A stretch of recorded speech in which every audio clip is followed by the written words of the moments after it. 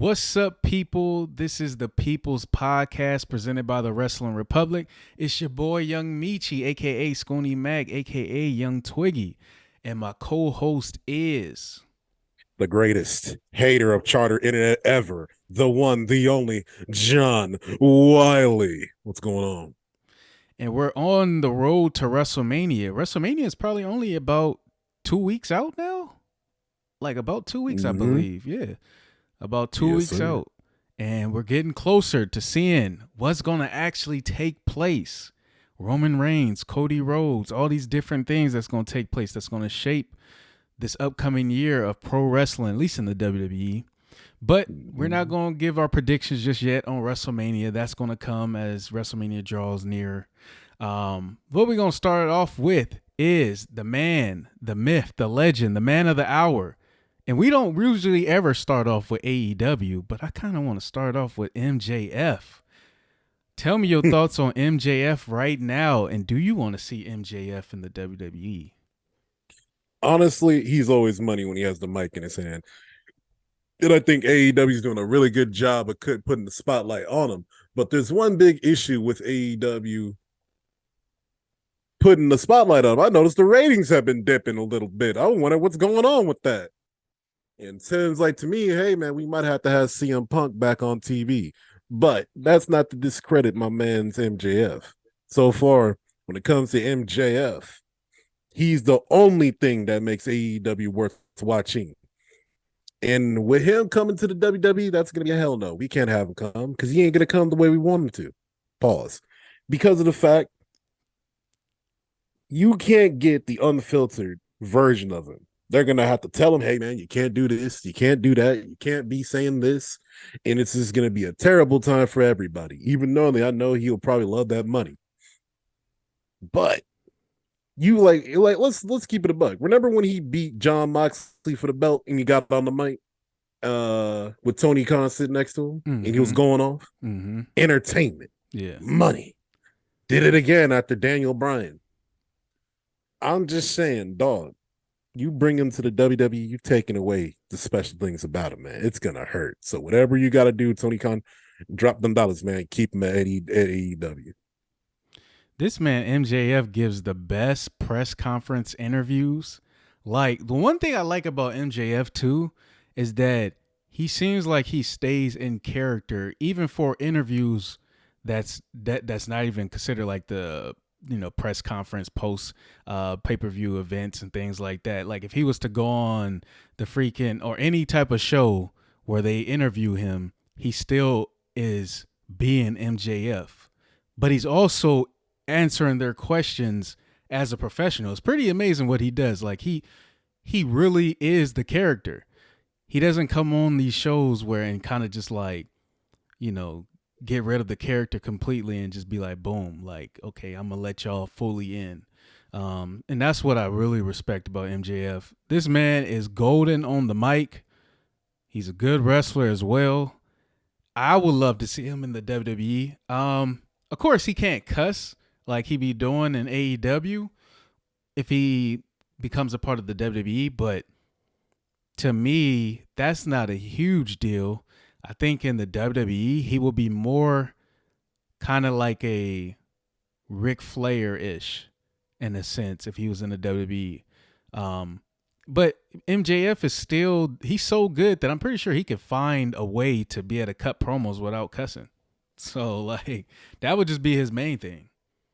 Oh man, I don't. I got to show you MJF talking about Liv Morgan, man. You got Mm. to listen to that story because he can't tell a story like that on TV. Not on WWE, at least. He'll get his all canceled.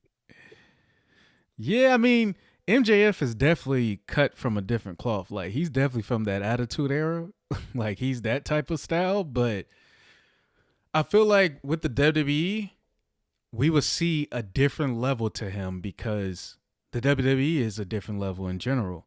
So it would just be interesting to see how he would be able to kind of showcase his greatness with the parameters that the WWE have. I think he'll be a superstar still, though. I think he'll be even more of a superstar, but it would be Shoot. a little tough. Imagine him cutting a promo on Triple H, then on Vince McMahon, then on The Miz, and then on John Cena. He's gonna go off, man. The WWE needs a guy like him though. Like they don't. He just kind of reminds me of the Attitude Era. That's the best way I kind of put it. Like I guess in the WWE you can't really do that, but if there was someone that can pull it off in a sense, I feel like that will be MJF. He will find the perfect balance, I think, with the WWE, and he'll have to obviously. So, um, in terms of like the best talkers in the business right now, where do you kind of have MJF ranked at? I have to say he's at the top because every time he does talk, I pay attention, and I'm over here trying to find ways to watch AEW, but he finds a way to make AEW find me. You know what I'm saying? Mhm.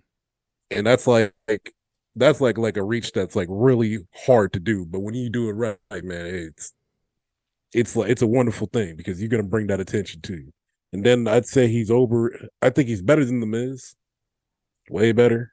But Mhm. I think Miz would be number two. Then I have to put Roman because, hey man, one of my favorite Roman Reigns promos. I play it almost every other day. When he was going off on Brock Lesnar at that press conference, man. Oh, got you. So yeah, then it had to be Seth. Seth was pretty good at promos. And then we'll have to go from there, man. But if like probably like all time right now, I'll give him like a number five right now. We can see how he can work his way up. Because I definitely put him over Kurt. I definitely put him over Triple right now. What? Wait, But wait, wait, wait. MJF is great, but ooh, when you start trying to measure him as with the greatest of all time, yeah, he deserves that. Don't get me wrong, but dang, that's a little tough. It's just hard for me to say someone like from the new era is better than Triple H at cutting yeah. promos. I don't know. Here's the thing. MGF is such a good scumbag about talking. He kind of just eclipses what Triple H does. Triple H, though, I will say, if you ever need a life motivator, hey man, go listen to Triple H talking to Seth Rollins about being successful. Oh yeah, that'll make you get up and want to hit some push-ups. Mm. And then, but like I compare him to MJF, like it's kind of like a night and day transition. But is he better than Rock and Austin? No. Is he better than Flair? Debatable. Oh, oh, I Is don't he better than know. Sean when he's trolling? Possibly. The But what do you think? the people gonna be on your head, I think, in the comment section. Better than well, I don't know. It's a lot of MJF fans. Better than Ric Flair? Ric Flair is practically I maybe the greatest of all time when it comes to speaking outside of The Rock. That's in my opinion. The Rock is the greatest of all time, but mhm. Ric Flair is definitely top five, maybe even top three, maybe even top two. MJF and Ric Flair, that's a tough one. I feel Yeah. like he got to do it longer. MJF has to come to the WWE to me. And to some people they may be like he doesn't need to, but I feel like he has to showcase his greatness with the parameters. But with being a part of the WWE, you also have a chance to be seen even more by the entire world. You have a bigger platform. So I would have to see it, but I don't know if I'm putting him over Ric Flair just yet. I can't do that. Ric Flair, I can't do it. I can't do Rick. To me, that kind of translates to, yeah, you just made MJF sound like a SoundCloud rapper. Like, yeah, he's nice, but man, can you do it with the machine behind him? He's great. It's like I just got to see him on the biggest stage. The WWE and AEW is two different levels, and the Yeah. reason why WWE can't, the reason why it is more censored is because they have a lot more sponsors, and because it is just a different level. It's when people think pro wrestling, 9 times out of 10 they're gonna think the WWE before any other promotion. So Motherfuckers would be like, hey, who? Hey, what? Hey, nah, man, I don't know what you're talking about, bro. Who in there? Who in there? I do got to say What? this. What? Yeah, I do, Kenny who? exactly. I do gotta say this though. When we're talking about the best talkers, if I'm gonna kind of limit myself to the WWE, I'm gonna limit myself to the WWE because I gotta really study the other promotions a lot more. But when I think about the WWE and I think about the best talkers currently, Mhm. um, the funny thing is, I would say the best talker is not even a wrestler right now. I would say it's Paul freaking Heyman. Paul Heyman. I would say Paul it's Paul Heyman. Heyman. You know who's also a really good talker right now? Who? MVP. MVP. MVP, yeah, MVP's good too, yeah. Even though I despise this man's guts, I do like some Jeff Jarrett. He in AEW right now. Yeah, yeah.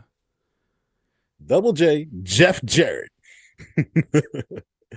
Let's say like those are some really good talkers that are around right now that are still kicking. I wish Rick would just assume his role as a manager, bro.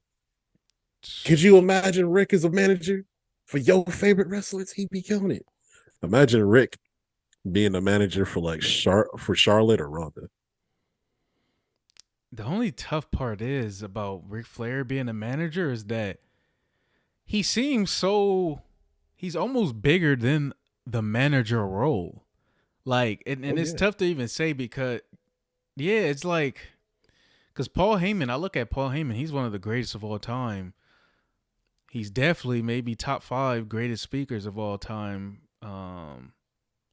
But Ric Flair, if Ric Flair became a manager, I'm just trying to imagine. I think he could do it. Yeah, he could do it. He kind of did do it a little bit with Evolution. He wrestled too, but he was kind of like a manager, you could say, in a sense. Oh So, yeah. Then in TNA, he didn't wrestle a lot, but he was in the I forgot what the faction was called, but it was the faction with all the pretty much the NWO guys, pretty much all the like the big timers. That even had AJ Styles in it. mm. And he was kind of like grooming AJ Styles to be the next Ric Flair. I remember that. So yeah, Ric Flair definitely And could then do it. Yeah, he could definitely do it. He just kind of you have to yeah. put him around the right people. Like he'll have to be set up with someone that's big time though to me cuz then if the person do you feel like Ric Flair can help build up a superstar? Oh yeah. Hmm. Oh yeah. That superstar just needs to have the look and the skills and the way to make people pop off. Like I definitely give Ric Flair to somebody like Wardlow in AEW because Wardlow keeps getting the short end of the stick. But if he got Ric Flair, it wouldn't matter if Wardlow lost. He just keep building himself back into a good spot. Or Powerhouse Hobbs could use him, or if not Powerhouse Hobbs, let's just say for instance we gave. Imagine if my man's came back, Bobby Roode, right? And we Mm. gave him Ric Flair. Bobby can talk. He can wrestle. And then on top of that, we can have the storyline kind of writes itself if Ric Flair kind of slid in. Because he was already looked at as if kind of like a Ric Flair type wrestler. I mean, Ric Flair kind of guy. So you know what? Yeah, yeah. Yeah, he could elevate somebody. Look what he did for Randy. That's what I was just about to Randy. say. When I think about it, Randy, Yeah. Batista, even though it wasn't just him alone, obviously Triple Yeah, H Triple played a was big there. big part. Triple H was probably Yeah. the guy at that time, especially during that era and a part of that group. Yeah. Um yeah, Ric Flair definitely could do it. I definitely when you brought up Bobby Roode, that WWE definitely missed the ball on him because when I think about his NXT days, I'm not gonna blame Triple because his NXT days, Bobby Roode was dope. Like he was during a time when I started really watching NXT, started really watching wrestling again, and Bobby Roode instantly stood out. And to me, I thought when he was going to make it to the main roster, he was going to be basically like a next Ric Flair type of wrestler, Main event. a main event star. And they dropped the ball on him. Had like Glorious, one of the best entrance songs. The fans bought into it, would sing along. Like, come on, like, how did we drop the ball on that WWE? I don't even understand. Mm-mm-mm. All right, man. Before we start thinking about WWE dropping the ball, man, let's move on to the next topic. What we got next? Let us talk about. You know what? I wanna talk a little bit about we haven't done a defend this wrestler in a while, but we gonna switch it up a little bit. This Mm, time you're gonna be defending almost. I can do that. Yeah, I can do that. you're gonna be defending almost. Now, see, defend this wrestler is such an amazing um segment, and usually I love when you are the one that's getting on the heads of the wrestlers. Because for me, I can't, because I'm the one that's like I'm training wrestling right now, and the hope is to eventually meet these people and be able to wrestle them. I can't get go on almost head like that, and plus, almost Ah, is a little bit different. Almost is a little bit different for me because I don't necessarily write almost off, but and my gripe with him is not necessarily his only like his fault. Like to me, I look at it like I don't know if the WWE can build up big men anymore. he almost suffering like Big Show, man. They don't know what to do with him properly. That's my problem. I'm like, can the WWE build up big men anymore? Because when I think of The Undertaker, I think of Kane. Big Show was already kind of like a known, entity when he was with WCW. It just seems like Look at nowadays WWE can't really build up big men anymore. Like, yeah, look how they treated Braun Strowman. what happened to Braun? I haven't even seen Braun in the last few Oh, weeks. no, he's a tag team partner with Ricochet. They, it's like weird. I get the Ricochet tag team because their Twitter beef turned to friendship, but to me, I'm just saying, like, low key, they should have put him on almost. I'm just saying they would have steamrolled. I don't know why we fumbled this bag, but here we are. That would have been a great idea. Um, and then it kind of makes me think of this other great idea. But before we get to that, this is what I'm gonna say about almost. Almost just seems to me, I just don't. It's not that he's not talented. It's just actually I don't have no problem with almost. It's literally the WWE. I would say it's literally the WWE and how they have built him up because I don't know what he can do. I literally don't know what he's fully capable of. Like I know he's a dominant big man wrestler. That's the way he wrestles, but I'm not sure if he can really talk on the mic. Um, they haven't they put him in a match with Bobby Lashley, which to me they shouldn't have done because Bobby Lashley, obviously you're building up Bobby Lashley at that time, and you're still building up Bobby Lashley, and Bobby Lashley's kind of like a star, so it's like of course Bobby should beat him, but it's like when you're a big man, you shouldn't really be losing these matches.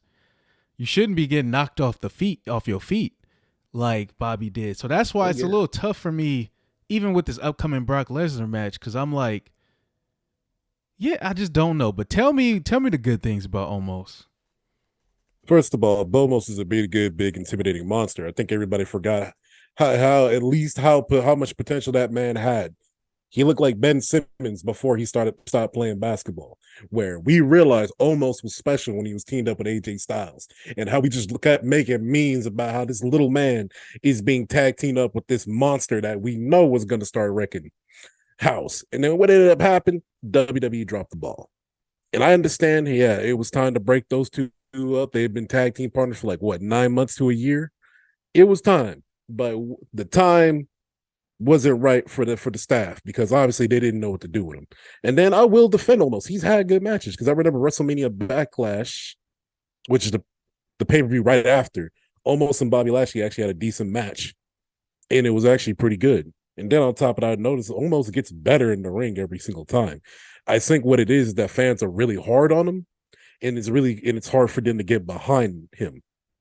And I understand because once you get a wrestler like him and then you do him right, the sky is just the limit. And on top of that, I know he got a personality, and I know we could probably work him to talk because I follow his Twitter, and I follow his Twitter. You can see him do stuff behind the scenes, and he has a personality, bro.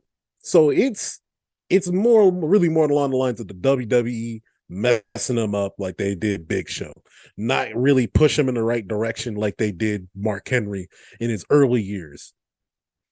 And you're right. WWE can't push a decent big man because we've had a lot of them come through and a lot of them not get treated right, or some of them just fumble the bag like Lars Sullivan. It happens. It's crazy to me So I'm gonna because say it like yeah. this. Yeah. No, Go ahead. Go ahead. I was just gonna say it's crazy to me because I'm like when I think because I recently I seen an Undertaker interview with Ariel. I don't know how to say his last name. I'm not even gonna try to say his last name, but I'm not gonna do that to you, Ariel. I'm just gonna call you by your first name. Everybody know who I'm talking about. One that gives some of the best interviews, and with pro wrestlers to in this day and time. But I seen the Undertaker, and he brought up Andre the Giant and his basically his Mount Rushmore. And it made me really think of like, man, back in the day, WWE really knew what they were doing when it came to building up big men. Andre the Giant, The Undertaker, Kane. Even when Big Show first, came onto the scene in the WWE, they built him up good. Kevin Nash. Kevin Nash, freaking when he was Diesel, like they knew what they were doing, but over time, I don't know what has happened, but they just seem like they have dropped the ball with big men. They don't know. Maybe they're to them, the fans don't really buy into the just coming to see how tall this guy is anymore or just look how big that guy is. I don't really know if that's the case. To me, I feel like if I seen freaking The Undertaker or The Big Show in person or wrestling, I'll still be like, dang, that dude looks like a giant. So I don't know what has happened, or maybe just some of them to. I don't know what has happened. It just doesn't seem like they don't really give them time to blossom and put them in the right situations anymore. It could be, and it could be a number of things. Because I'd be like thinking like when you obviously like a really big man like that, you're prone to injuries. And I hate to bring up Kevin Nash, but Kevin Nash is kind of like a prime example of being a good big man who can work, but you get injured, which is just rough. And then look at Great Khali. Even though they built him up to be a monster, unfortunately, Great Khali was already injured going into the WWE. But they still knew how to build him up to where we were kind of curious what he was going to do next.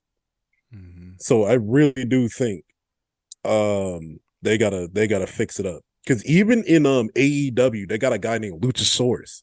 He's a big man, almost traditional big man, even. And the way I watch him, at least I'm excited to see him in matches and do stuff. So I feel like the WWE just gotta either get better writers in the room or get better guys to help elevate this man. I think they got to give the big men a little bit more time too. I feel like they be trying to push to have these like the kind of like the Andre the Giant Hulk Hogan type of matches, like the basically or like even in this case, almost versus Brock Lesnar. Like they trying to put the big men with the big muscular man, basically like they try to put these matches on too soon. They got to let the big man develop and still dominate for a good amount of time. And then we finally get that Andre the Giant versus Hulk Hogan match or Brock Lesnar versus Omos. Like, you got to give the big man enough time. Like, putting Omos with Bobby Lashley and then having them lose was just too soon. Because then it starts to take away some of the flair and be like, dang, even though he's Yeah. big, it's almost like he's big for no reason. Quick question: would you consider Walter or Gunther a big man?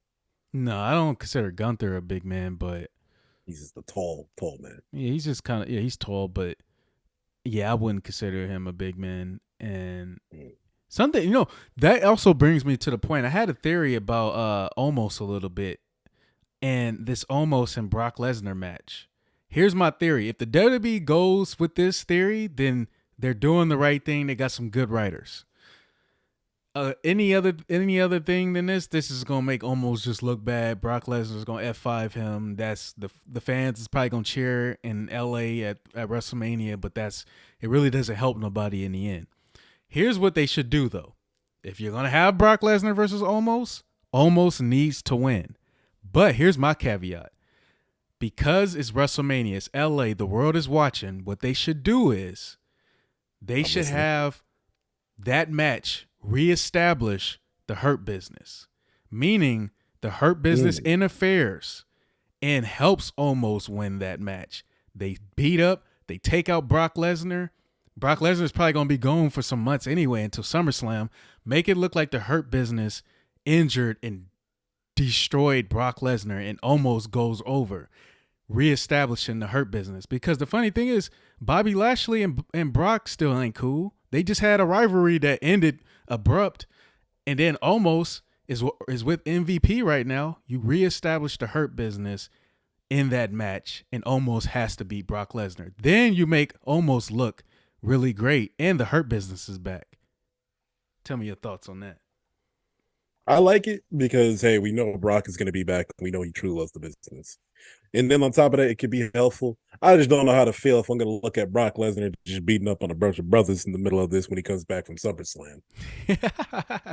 I just don't know how to feel about that, my man. But I'm not even going to go there. I would like to see that because MVP did post a picture with Carmelo Hayes, the Street Profits, in almost, and it looked like that might be the new Hurt Business coming up soon. I would bring back Bobby too and throw him in there. Yeah, That would be a dominant group. Super yeah. dominant. Wait, what are we gonna do about Shelton Benjamin and Cedric Alexander? Dang. Is you gonna leave the gold standard out like that? Leave him high and dry? I would bring them back. Forget it. Make it a huge faction. I just don't know what you can really. I mean, Shelton and Cedric Alexander may not really get their own match opportunities, but at least they will be with a great group and get some shine with them. Do some grimy stuff. Help Bobby Lashley win. Help almost win. Help the Street Profits win. Something like that. All right, all right. I like the idea of like AJ Styles coming back into her business, beefing with the with AJ's faction. But I would like to see AJ Styles versus Shelton Benjamin. Oh, you'd like to see them face each other? Yeah, that would be pretty. Actually, I don't, but I think that would be pretty dope. But I'm like, dang, I ain't seen Shelton wrestle in so long. It's like, that's cold. He's still got that spark in him, man. It just, man, we just wasted his career. God dang, we just did. Before we move on with this Brock and Bobby thing, I got to throw this out there. What do you think of? I'm not sure where I've seen this. I've seen like some people discussing this, but what do you think of a possible tag team of Brock Lesnar and Bobby Lashley, though? I like the idea, but what's the end game? Is this going to be like where we work with each other but we hate each other, like Kurt Angle and Chris Benoit back in the 2000s, or is this going to be like a we're eventually gonna have to break up like what's it called? What was that faction? It was the Undertaker's faction. What was it? The Unholy Alliance, wasn't it? You talking about the Ministry of Darkness or? No, that was when he teamed up with Big Show. It was Undertaker and Big Show on the same tag team. Oh shoot, dang, I can't remember that name. This is right after Ministry of Darkness. Like I'm talking 1999, 2000. Got you. I think that might be the Unholy Alliance. It could be like that, or it could be trying to think like what's another tag team that kind of mirrors. Here's the issue with that tag team though, right? Like just drop it all. It's like having Shawn Michaels and John Cena tag team. It's like, bro, this ain't gonna last. One's gonna turn on the other, or they're gonna be too damn dominant. That is very true. It's like I don't know the end game actually with that one. I think the Braun Strowman and Omos one is a lot better. Not a lot better, but it would be better for their careers because WWE doesn't seem what they like, what they know what they're doing with them, and they can help elevate them. Bobby and Brock, they're already elevated, so they would just be dominated. They just be dominant, and then eventually they would go their own separate paths. So I don't know what the end game would be, but I would be very entertained for those, few months that they would be a tag team though. You know what I would like?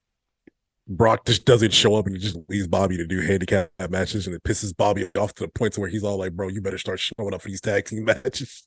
And that's how we get them to beef with each other again. Maybe the end game is the end game is like they break up and they face each other one last time or something like that. But it's like, yeah, I don't know. I don't know. That would be tough. I don't know the end game for that one. Um, I want to ask you about this. Rey Mysterio was inducted into the Hall of Fame, and it seems like we're getting the Rey Mysterio versus Dominic Mysterio match at WrestleMania this year. What's your thoughts on that? Only in wrestling we can have a rivalry get fueled in a NASCAR racing match. God dang. I'd like to say like this, man. I wish we had a better build up, but hey, man, congrats to Ray. If he, hey, wonderful career. He made me a fan, and on top of that, I like the idea that him and his son are gonna have a WrestleMania match, and that's how he wants to retire. Hey, I love it. I love it. Yeah, I'm gonna Kind of say, breaks my heart though, because we getting too old, man. man, I'm gonna say Rey Mysterio obviously deserves to be in the Hall of Fame. Just one of the greatest wrestlers of all time. Big fan of Rey Mysterio. I've even freaking bought a mask. You inspired people that don't even have that same culture. They don't even have that, like, come on now. Like, Rey Mysterio is one of the greatest of all time. So he definitely deserves to be in the Hall of Fame. So that's a big congrats to him. As far Yeah. as the rivalry goes, I feel like that intensified the rivalry. They needed something like that because the build up, like you said, they haven't really done too much with the build up. So it's like, and it seemed like it's kind of moving at a fast pace. So to make it mean something all the more, Rey Mysterio is inducted into the Hall of Fame, and Dominic Mysterio is kind of like, he's able to talk more bad about Rey Mysterio, and they kind of get this. I want to see what the full direction is going to be. Like, if this is going to be a retirement match, or what is this going to even like fully going to become? But I'm more excited about it. I think at WrestleMania they're going to I think they're going to like tear the house down. I think that is going to be Oh pretty yeah, dope. yeah. Imagine like Vicky Guerrero shows up in the middle of the match. That would be crazy. I feel like that's probably gonna be one of the best matches on the card, whatever night they end up wrestling. Um, I hope it Let's is get it, not man. Rey Mysterio's last match though, because he seemed like he still got a lot more in the tank. Yeah. It's really more along the lines of does he want to keep wrestling? You know what I'm saying? Yeah, Yeah. I think one thing I will say though, when it comes to their build up, they've been building it up week by week by week. It's just that it don't hit as hard as it could have. Remember when Randy Orton was beefing with Triple H and how personal it got? mm-hmm. We had Triple H showing up to Randy's house and bodying him. We had Randy Orton handcuffing Triple to the ring. Like it's like we had some times when it comes to good build-ups to story, man. I just wish WWE put a little bit more effort like they did with those matches into this. I think But we kind of understand Ray and storyline doesn't want to hurt his son I think the thing is or replace too. I think I think fans are just now starting to really kind of buy into Dominic. Like over the him. Oh last yeah. few weeks with his promos he's been cutting, I think people are really starting to look at Dominic Mysterio as like, okay, I see what they're see in him. I've always been a fan of Dominic Mysterio since he's kind of came onto the scene. I'm like, I think he has potential to be really great, but the fans kind of didn't seem like they fully bought in. I think that's the problem. I feel like the bigger Dominic Mysterio gets, the better people would look at this rivalry with them.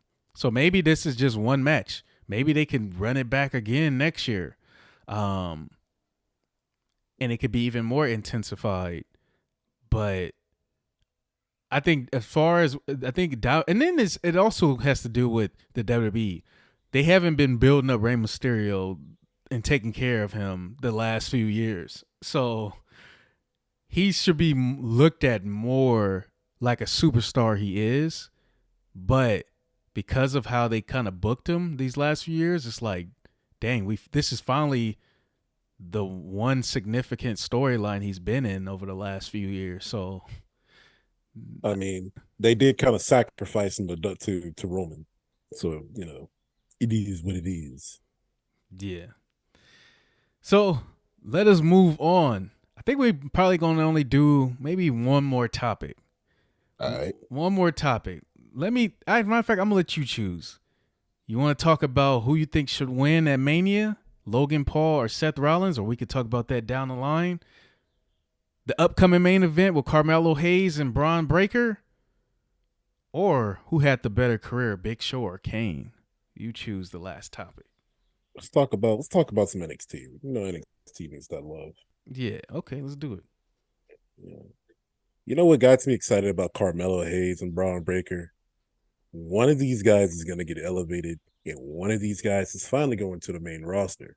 My only issue is fear, because I don't know if you've noticed, but Vince McMahon has been back behind the scenes, and kind of to me, it's kind of like, damn it, we were finally in a very good spot with Triple H in charge, and I'm scared if Carmelo Hayes loses this match, Vince is going to look at him, he's too small, and then just feeds him to the wolves, and we're going to act like he ain't a good wrestler.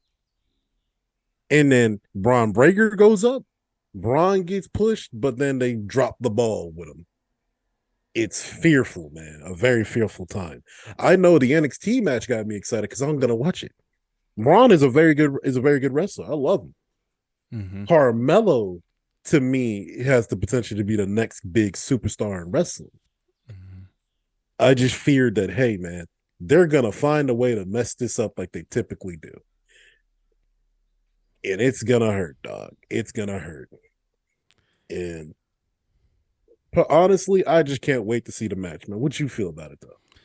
I'm looking forward to the match. I literally think these two wrestlers could be the next big wrestlers in the future. I feel like they're going to end up meeting each other again on the main roster when their careers basically have gone full circle, when they even reach even a bigger status, become even better. And then we're going to see them meet up again. But at these early stages, while they're still in NXT, obviously Carmelo Hayes, I believe, is going to win that match. And then Braun Breaker is finally going to be sent up to the main roster. And then we're going to be in the era of Carmelo Hayes. I look at Carmelo Hayes right now, he's going to be a big-time superstar. And I don't really even look at it like they can even, before I was going to say I don't think they can mess that one up. But they messed up Ricochet. I looked at Ricochet as the same way. I was like, dang, Ricochet is a freaking superstar in the making to me. And they messed that up completely. Same way I feel about Braun. I feel about Bobby Roode. So they definitely could mess it up, but dang, it just seems like wrestler like a Carmelo Hayes, it looked like he just no matter what, he's gonna make it. Braun Breaker, he's definitely gonna make it to me. Just that type of style. That style don't usually get that style. Like he's kind of in the style of like Brock Lesnar, Bobby Lashley, Goldberg. That style usually goes over big, even with Vince, I think. So I think he's gonna be set on the main roster. I don't really see him. I'm looking forward to seeing him on the main roster, and I think they're gonna build him up right. Hopefully they just don't, give it to him all too soon. That's my only fear with him. Yeah. Because like we've seen what happens when you get somebody all too soon, but then again, I don't feel like they got the proper help. And I keep bringing up Jack Swagger, but it's because they gave it to him too soon. But even Roman, I feel like Roman received a lot of backlash because Vince wanted to make him the man of the business a little too soon. It's like, dang, let the people choose him. Like we already see him. Should have been a heel. Yeah, we already clearly see that this is the guy of the future that you want to be the guy of the future too. But when you do that, the fans just start really turning against him. And then when you don't turn him heel, you're just almost putting him in a bad position. Then it's like, dang, the fans want to boo him. Like, and then you're still trying to push him as a baby face. It's like, just don't do that with Braun Breaker. Yeah. And Roman obviously survived that, but the reason why ultimately is because he turned heel. So they turned him heel finally. So I mean, I would have been in his corner if he was still babyface. I'd just be like, "Look, just watch, guys. He's a great wrestler." But nah, because like you said, Vince tried to keep him babyface, and on top of that, he tried to treat him like John Cena. Don't work like that, dog. No. Exactly. So we have come to the end of the topics this week. But I do want to just one last thing. Carmelo Hayes is a freaking superstar. I'm looking forward to that match though. I think that match is just the two different styles. It's gonna be a great match to watch, and then I look forward to this new upcoming era when Carmelo Hayes becomes NXT champion, and he's the top guy for NXT. So, but with that being said, you got any words for the people before we end off the pod? Even though I love nature, I despise pollen. And once again, I will say it again. Hey, Charter, you're still very trash as an internet company. Any words for the people, my mans? Um, man, I would say tomorrow's not promised, so make the most out of today. I know most people probably hear that, but you really got to do that. The reason why I bring that up because today I was at a high school today, and it just really reminded me my high school days, and I was like, "Dang, time has passed by so quick." Bunch of people that I went to school with has passed away. Like life hits you right after you graduate from high school. So it's like I know when you're in high school it's hard to imagine it, but it's like life changes. So make sure I would say make the most out of today, even if you're in high school. If you're a high school student, work harder today so that you don't have to work as hard tomorrow. Even Michael B. Jordan said that too. So but that's what I would say. This is the People's Podcast presented by the Wrestling Republic. Make sure you follow them on all social media platforms and DJ's One Heart. And look forward to seeing some of my training videos soon. That being said, we out. Peace. Peace out.